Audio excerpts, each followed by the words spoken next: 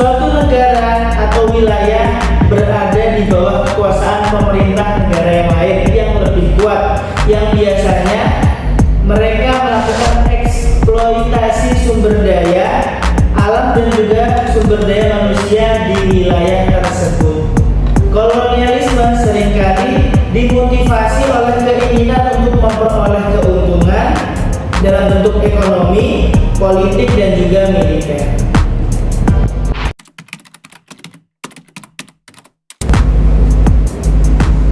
Definisi sumber sejarah kolonial. Pengertian sumber sejarah kolonial.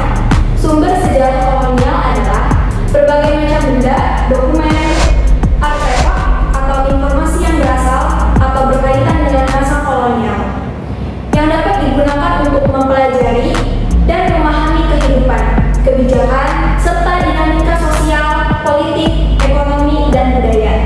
Pada periode penjajahan, sumber-sumber ini penting untuk menelusuri sejarah kolonial dan dampaknya terhadap negara jajahan.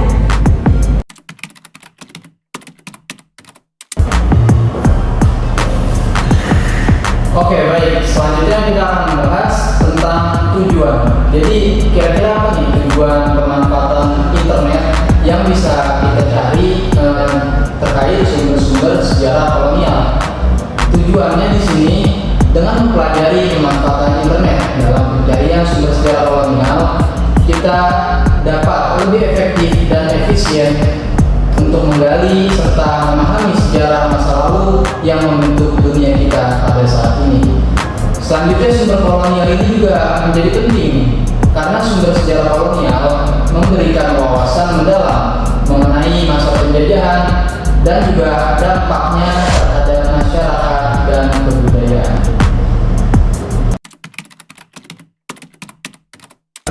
Baiklah, selanjutnya adalah contoh dari sumber-sumber kolonial. Yang pertama ada arsip pemerintah kolonial, yang kedua ada surat-surat pribadi, yang ketiga ada peta dan juga foto-foto sejarah, yang keempat ada buku dan artikel ilmiah dari era kolonial, yang terakhir ada catatan pribadi.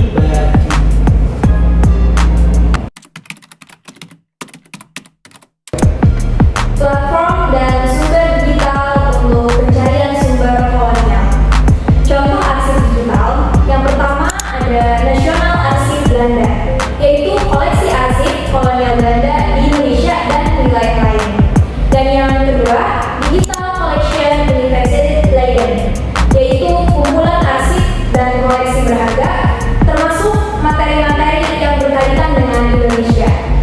Dan yang ketiga, Delport, yaitu situs web yang menyediakan teks lengkap, surat kabar, buku, jurnal, dan lembar kopi siaran berita, radio bersejarah berbahasa Belanda yang digitalisasi.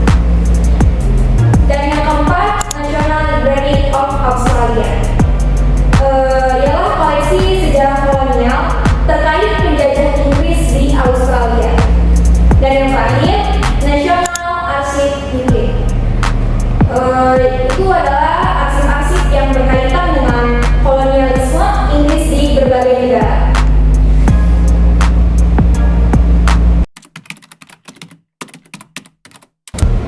Ya, jika tadi sudah dibahas mengenai beberapa website yang digunakan untuk kita sebagai bahan atau sumber referensi untuk mencari baik itu sumber sejarah seperti peta, arsip maupun manuskrip. Selanjutnya saya di sini akan memberikan contoh.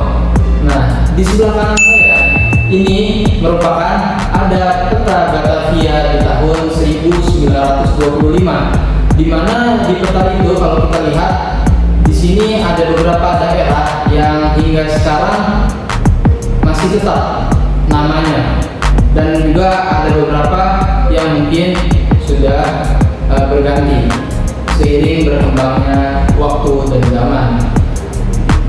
Selanjutnya di sebelah kiri saya di sini ada naskah berbahasa Belanda yang dimana di sini dijelaskan bahwa tertulis dibuatnya naskah ini yaitu pada tahun 1854 dan hingga 1874. Sedangkan di atas ini merupakan foto daripada pahlawan nasional, yaitu Raden Ajeng Kartini atau yang kita biasa kenal adalah R.A. Kartini.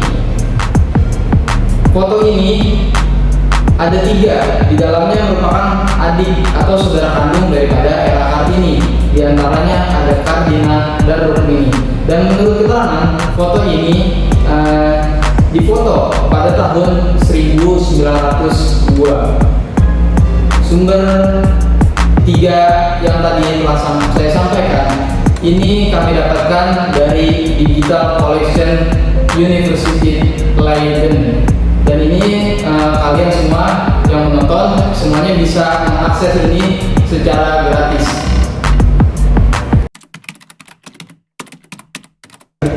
Dari awal kita sudah menjelaskan apa itu link-link atau website-website di mana kita dapat mengakses seperti peta, manuskrip dan juga foto pada zaman kolonial.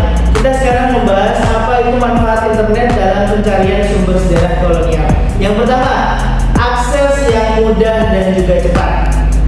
Seperti mengakses arsip, dokumen, karya ilmiah dari seluruh dunia, kita mengurangi kendala geografis dan fisik dalam mencari sumber tersebut. Yang kedua, digitalisasi sumber sejarah. Banyak arsip yang telah didigitalkan dan dapat diakses secara online, menjaga kelestarian sumber sejarah yang rentan kerusakan dalam fisik sumber tersebut.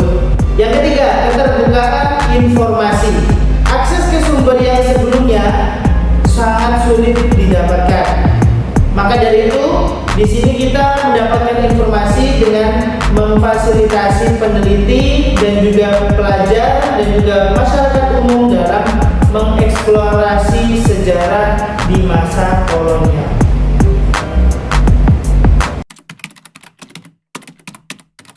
Tadi sudah disebutkan manfaatnya. Sekarang saya akan menjelaskan dampak negatifnya. Yang pertama itu kesulitan dalam mengidentifikasi sumber asli. Artinya banyak sumber sejarah yang telah dipublikasikan di internet bentuk digital, namun terkadang sulit untuk mengidentifikasi sumber tersebut asli, sah, atau sudah dimodifikasi.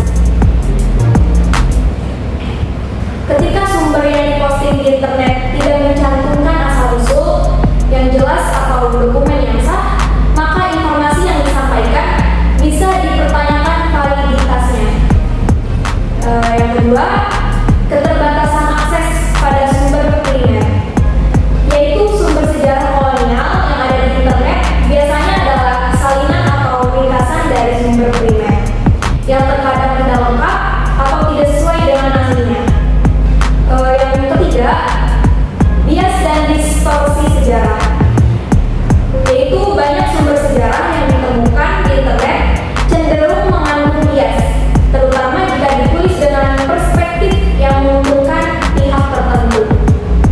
Misalnya, beberapa situs bisa menyajikan pandangan yang lebih menguntungkan terhadap penjajah atau memperkecil dampak negatif kolonialisme pada masyarakat jajahan.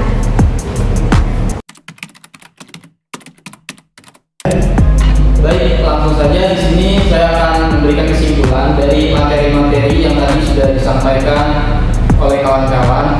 Setelah itu, kesimpulannya dari materi ini adalah pemanfaatan internet sebagai alat pencarian sumber sejarah kolonial ini sangat penting dalam mempermudah akses kita ke berbagai dokumen dan literatur terkait. Dengan internet juga, penelitian sejarah kolonial dapat dilakukan dengan lebih efisien meskipun terdapat tantangan dalam hal verifikasi dan aksesibilitas sumber. Oleh karena itu, peneliti dan juga pembaca harus bijak dalam memilih dan mengevaluasi sumber yang ada, serta bisa menggabungkan hasil pencarian online dengan sumber-sumber fisik yang ada di perpustakaan atau di arsip untuk memperoleh gambaran sejarah yang lebih komprehensif.